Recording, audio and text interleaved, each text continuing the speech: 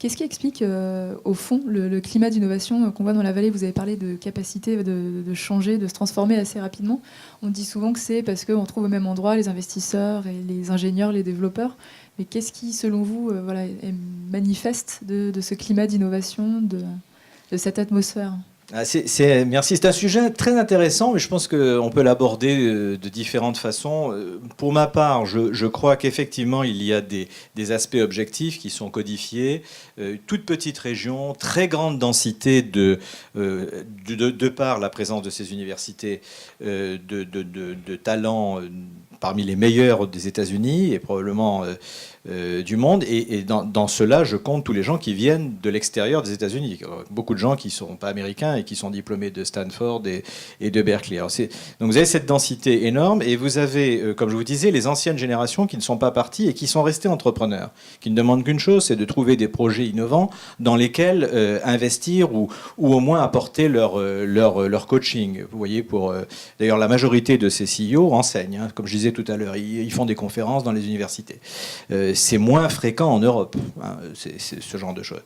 Enfin, vous avez cette particularité liée à l'investissement. L'investissement est là en permanence. Vous allez dans une conférence, il y en a tous les soirs, hein, il y en a au moins une tous les soirs, vous avez constamment au moins un tiers des participants qui sont des représentants du monde de l'investissement, plutôt des VC, des capital risques, ou des angels.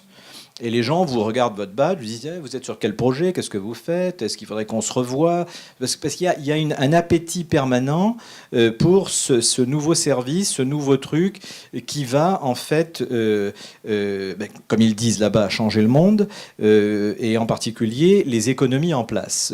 L'obsession de la Silicon Valley, c'est de s'attaquer aux marges trop élevées, comme ils disent, hein, que finalement des entreprises des époques précédentes ont réussi à développer et à protéger.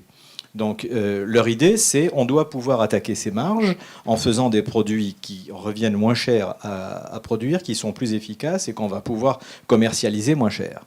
Donc vous avez cette volonté, ça c'est quand même quelque chose que je trouve assez unique à cette région, c'est cette conviction qu'ils peuvent le faire et cette obsession de le faire pour avoir un impact en gros sur le monde, quoi, sur l'économie mondiale. Et de quoi on pourrait s'inspirer